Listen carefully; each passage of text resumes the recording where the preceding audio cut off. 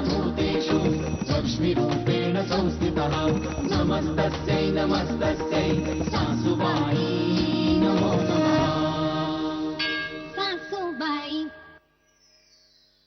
तुला काय वाटलं हॉस्पिटलमध्ये केलेल्या उपकारांच्या ओझ्याखाली दबून जाऊन मी या लग्नासाठी होकार देईन? नाही, अजिबात नाही. आम्ही जे केलं ते माणुसकीच्याच नात्यात. काय सोड ग, माणुसकी माणुसकी नको. खूप जग पाहिलंय मी, माणुसकी पण पाहिलीये.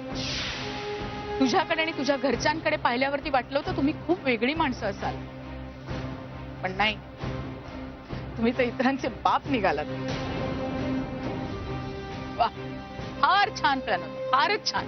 म्हणजे ज्या माणसाला ट्रॅप करायचंय त्या माणसावर भरभरून उपकार करायचे की तुम्ही सांगेल तर त्याने ऐकलंच पाहिजे ना. जसं तुला तुझ्या सासऱ्यांकरता माझ्याकडून होकार हवा होता, तुझ्या नवऱ्याच्या आणि सासऱ्यांच्या मदतीने तू इतका छान सापळा रचलास. पण तुझं बॅड लक मीरा, मी वेळीच सावध झाले आणि तुझ्या उपकारातून बाहेर आले. मी ना जग ओळखत असण्याची भाषा करत होते, पण तुझ्या बाबतीत मात्र मी पूर्ण फसले. तुझ्या या निरागस चेहऱ्यामागे एक स्वार्थी मुलगी दडलेली हे जर मला तेव्हा कळलं असतं ना, तर माझ्यावर आज ही वेळच आली नसती. हो, आहे मी स्वार्थी. बरोबर ओळखलं तुम्ही मला. माझं तुटणारं घर वाचवण्यासाठी मी काही प्रयत्न करत असेल आणि त्या प्रयत्नांना तुम्ही जर स्वार्थ म्हणत असाल तर आहे मी स्वार्थी. घर तुटल्यानंतर नाती सुद्धा विखुरतील या दुःखाने माझे आबा रोज रोज स्वतःशी रडतात, ज्याची जाणीव फक्त मला आहे. आणि त्यांचं हे दुःख कायमचं मिटवावं म्हणून मी काही प्रयत्न करते आणि त्या प्रयत्नांना जर तुम्ही स्वार्थ म्हणत असाल तर मी आहे स्वार्थी. लग्नाआधी माहित नव्हतं मला एकत्र कुटुंब काय असतं ते. लग्नानंतर हे सुख अनुभवते मी. मी भक्त ऋषीची पत्नी म्हणून नाहीये इथे. मी कुणाची तरी सून, कुणाची तरी जाऊ, कुणाची तरी बहिणी आणि मुलं होण्याच्या आधी 4 मुलांची आई आहे मी इथे. माझं हे वैभव माझ्यापासून दूर जाऊ नये म्हणून मी जे प्रयत्न करते त्या प्रयत्नांना तुम्ही स्वार्थ म्हणत असाल तर मी आहे स्वार्थी. तुमच्याविषयी मला काय वाटतंय हेही मी तुम्हाला स्पष्टपणे सांगते. मला वाटलं होतं की तुम्ही माझ्या घरी आलात तर माझं घर तुटण्यापासून वाचेल. तुम्ही फक्त आबांच्या पत्नीच नाही तर त्यांच्या मुलांच्या चांगल्या आई व्हाल. आमच्या मागे सतत उभ्या राहणाऱ्या, आम्हाला पाठिंबा देणाऱ्या आमच्या सासूबाई व्हाल. आणि आमच्या घरी जी लहान लहान मुलं आहेत ना त्यांच्यात तुम्ही आजी म्हणून रमा. तुमच्याबद्दल मी असा विचार केला म्हणून मी तुम्हाला स्वार्थी वाटले ना, मग मी आहेच स्वार्थी. आता त्या गायत्रीजींचंच बघा ना, जेव्हा त्यांना गरज होती तेव्हा मीराच्या मदतीनं सगळं काही मिळवलं त्यांनी, पण स्वतःची गरज संपल्यानंतर जाताना सगळ्यांना स्वार्थी ठरवलं त्यांनी. होऊन गेलेल्या गोष्टींवर परत परत बोलण्यात काय अर्थ आहे? विसरून जा. तुम्ही असं बोलून गायत्रीजींच्या बोलण्याकडे दुर्लक्ष करत असलात तरी माझं जाण्याचं हेही एक कारण आहे. मला असं म्हणायचं होतं की ज्या घरात मी राहते त्या घरातल्या माणसांना कुणी असं बरं वाईट बोललेलं मला नाही आवडायचं. आणि त्यातूनही तुमच्यासारख्या देव माणसाला. आणि हे सगळं असं घडत असताना आपण जर काहीच करू शकत नसू तर मग इथून जाणं हा एकमेव मार्ग आहे माझ्यापाशी. जाताना मला फक्त एकाच गोष्टीचं वाईट वाटतंय, या घराला विभागणीपासून नाही वाचवता आलं मला. कारण माझ्याकडे एवढा वेळही नाही आणि मला कुठला अधिकारही नाही. पण मी जिथे कुठे असेल तिथून देवाला कायम प्रार्थना करेन, देवा रे या घरातल्या सगळ्यांना कायम सुखी ठेव.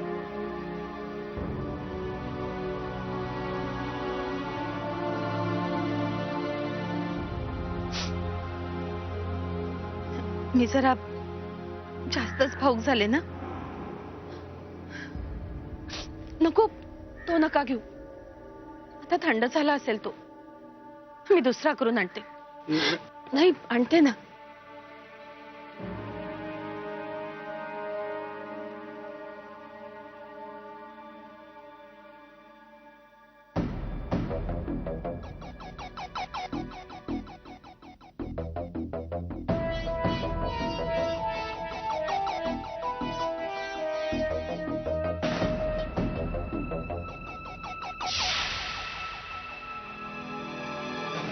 राहायला जागा देणं किंवा आजारी पडल्यानंतर तुम्हाला हॉस्पिटलमध्ये ऍडमिट करणं, यात माझा किंवा माझ्या घरच्यांचा काही सुद्धा स्वार्थ नव्हता. तुमच्या जागी कोणी असलं असतं ना तरी माणुसकीच्या नात्याने आम्ही हेच केलं असतं.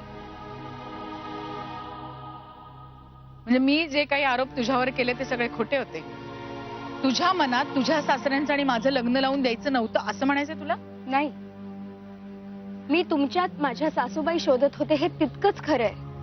बाप्पानी त्याविषयी मला कौलही दिला होता, पण म्हणून मी तुम्हाला गृहीत धरलंय असं मात्र समजू नका. मी या बाबतीत तुमच्याशी स्पष्टपणेच बोलणार होते, पण मला काही प्रश्नांची उत्तरं हवी होती म्हणून मी गप्प बसले होते.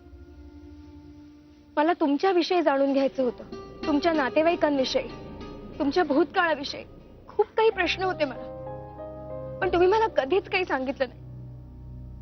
दरम्यान तुम्ही हॉस्पिटलमधून निघून गेलात, त्यानंतर मी किती शोधाशोध केली तुमची, किती बातमी काढायचा प्रयत्न केला, पण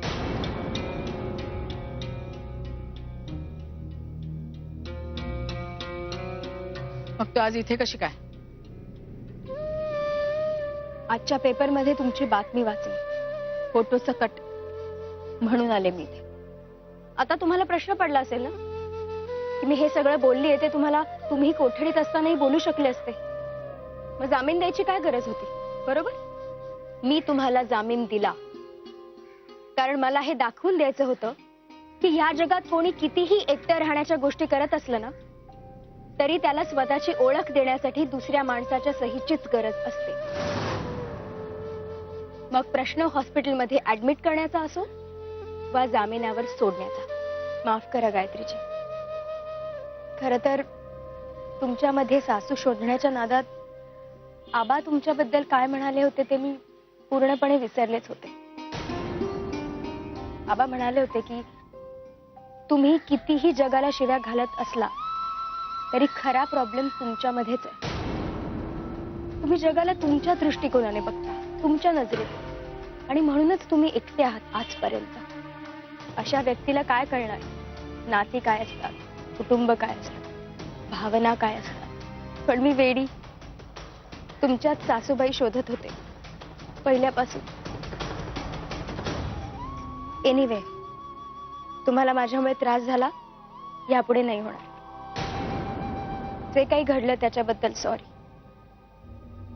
आता आपला संबंध संपला.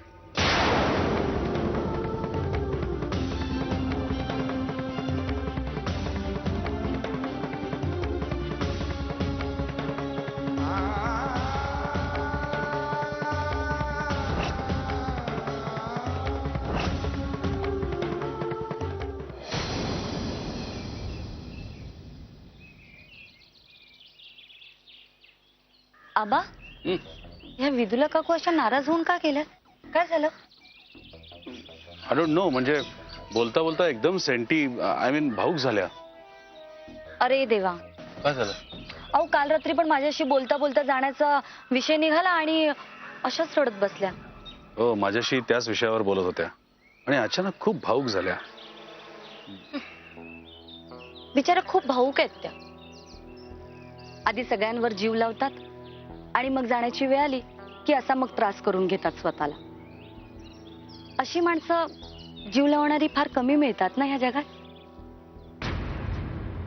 एका बाजूला ह्या विदुला काकू आणि दुसऱ्या बाजूला अशी काही माणसं की आपण मदत करून वर आपल्यालाच दोष देतात. नाही, मी आता जे काही बोलत होते ते गायत्रीजींबद्दलच. म्हणजे तुम्ही त्यांना आउट हाऊस मध्ये राहायला दिलं आणि त्यांनी काय केलं, तुम्हालाच दोष दिला. दुसऱ्या बाजूला त्या विदुला काकू बघा ना, त्या आपल्या घरात राहायला काय आल्या आणि आपल्या घरच्यांपैकीच एक झाल्या. चला, अजून अंघोळ राहिली आहे, ती उरकतो. आबा, मला एक विचारायचं होतं, तुम्हाला राग तर नाही येणार? विचार ना. म्हणजे मला असं म्हणायचं होतं की, म्हणजे मला असं सांगायचं होतं. बोल ना. आय मीन, आबा, आमच्या होणाऱ्या सासूबाईंसाठी विदुला काकू कशा वाटतात तुम्हाला?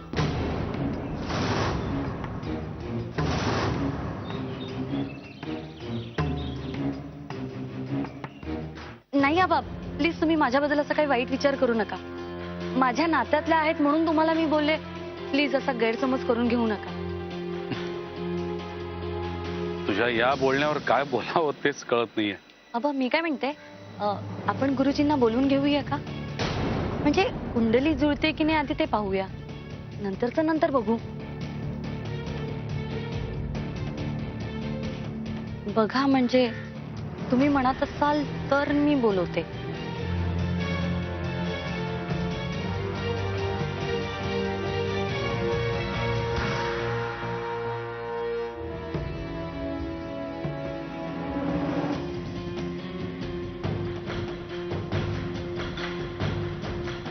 आबा, तुमचा योगायोगावर किती विश्वास आहे ना ते मला माहित नाही, पण बघा ना आबा, आपण या घरासाठी सासूबाईंचा शोध घेणं आणि नेमकं त्याच वेळेला विदुला काकूंचं घरात येणं, त्या नुसत्या घरातच राहायला नाही आल्या, तर आपल्या सगळ्यांमध्ये त्या मिसळून गेल्या. आता प्रत्येकाला त्या हव्याशा वाटतात. आबा, तुम्हाला असं नाही वाटत की हा काहीतरी देवाचा संकेत असेल म्हणून? सांगा ना आबा, बोला ना काहीतरी.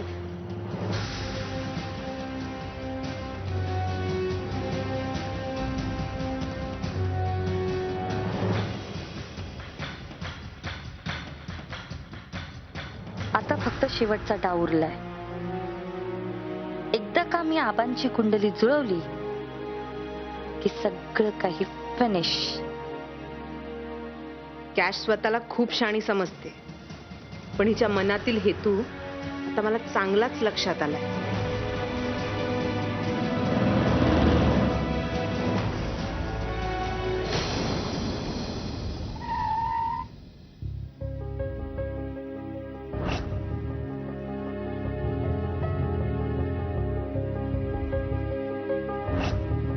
तुझ्या सासऱ्यांशी माझं लग्न ठरवून तू कशी काय मोकळी झालीस ग? ते पण माझं मत न विचारता, माझी संमती न घेता.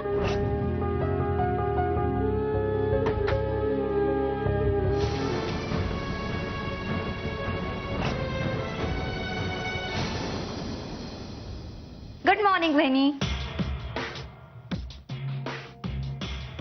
साडी खूप छान दिसते. ही नाही म्हणजे हा रंग तुम्हाला खूप उठून दिसतोय.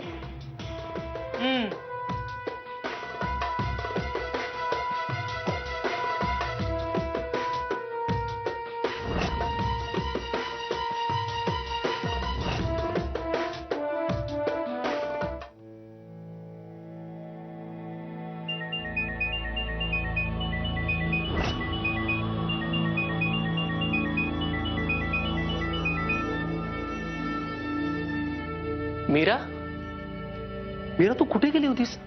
मी केव्हाचा फोन ट्राय करतोय तुला. मीरा, मी केव्हाची वाट पाहतोय तुझी. काही बोलणार आहेस का? मीरा, एक तर तू न सांगता निघून गेलीस आणि मी केव्हाचा फोन ट्राय करतो, तुझं उत्तर पण नाहीये.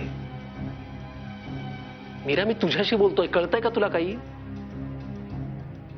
मीरा, तू काही सांगणार आहेस मला का? मी अजून किती वेळ विचारायचंय तुला? अरे मीरा, काय झालं? तू रडतीयस? काय झालं? हे बघ, अगं तू सांगितलं नाहीस तर मला कळेल कसं बाळा? हं? इकडे बघ, एक मिनिट ऐक माझं. इकडे बघ, काय झालं? काय प्रॉब्लेम आहे? तू रडतीयस याचा अर्थ काहीतरी प्रॉब्लेम आहे. काय झालं सांग मला. मी सांगेन तुला, पण मला आता एकटीला थोडा वेळ राहू दे प्लीज. नाही नाही, तुला आत्ता सांगावं लागेल. काय प्लीज ऋषी, प्लीज मला समजून घे. मीरा, तू सांगितल्याशिवाय मी नाही. प्लीज ऋषी, प्लीज मला एकटं सोड प्लीज. ठीक आहे, तू आधी शांत हो, मी वाट पाहतो.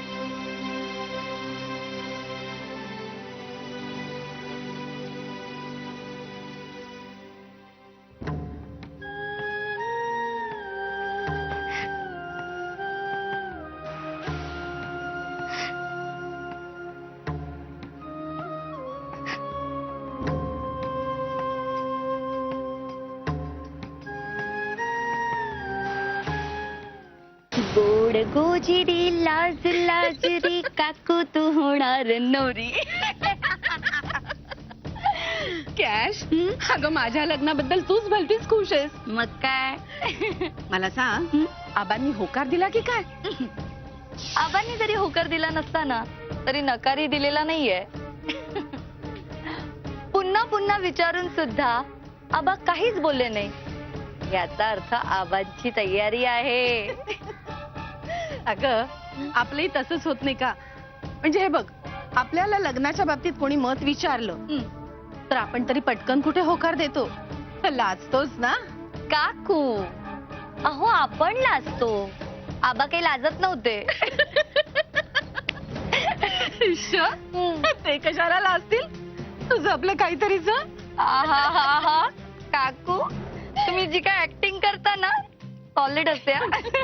नाही ही ऍक्टिंग लग्नाच्या नंतर पण कायम ठेवा म्हणजे मिळवलं. मी लग्नानंतर सुद्धा कायम ठेवीने ऍक्टिंग. पण तुझ्या आबांचं काय? नाही अजून त्यांनी नक्की हो कुठे म्हटलंय म्हणून मला टेन्शन येतं ग. आबांचे टेन्शन तुम्ही नका घेऊ. कसं आहे माहितीये का काकू, आबांचं त्यांच्या मनाविरुद्ध कुठली गोष्ट घडली ना की ते स्पष्टपणे येऊन विचारतात. अजूनपर्यंत काही बोलले नाहीये याचा अर्थ त्यांचा होकार आहे. अगं ते जरी खरं असलं तरी त्यांना जर बाहेरच्या कोणी काही सांगितलं आणि त्यांनी त्यांचा विचार बदलला तर मग. काकू तुम्ही नका हो त्याची काळजी करू. त्यासाठी आपल्याला लवकरात लवकर गुरुजींना बोलवलं पाहिजे आणि कुंडली जुळवली पाहिजे. एकदा का कुंडली जुळली की मग सगळं काही फिनिश. म्हणजे कुणाला नाही म्हणता येणारच नाही. चला म्हणजे आता सगळ्या गोष्टी तुझ्या मनासारख्या घडतायत तर. नाही अजून बऱ्याच गोष्टी मनासारख्या व्हायच्या आहेत. आधी आम्हाला आमचा हिस्सा मिळवायचा आहे. इथे माझा नवरा राब राब राबतो, कंपनी सांभाळतो आणि त्याच्या जीवावर ही लोक मजा मारतात.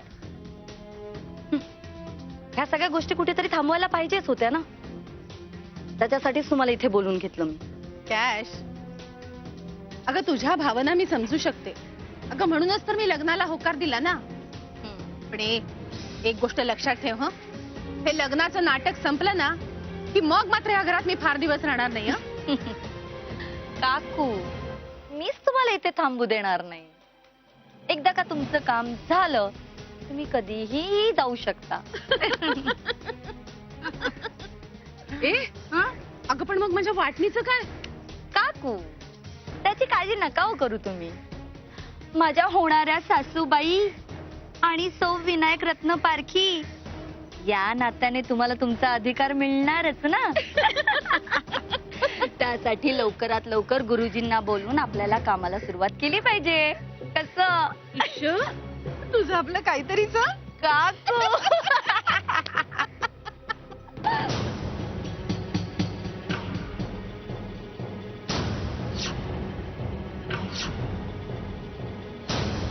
सासूबाई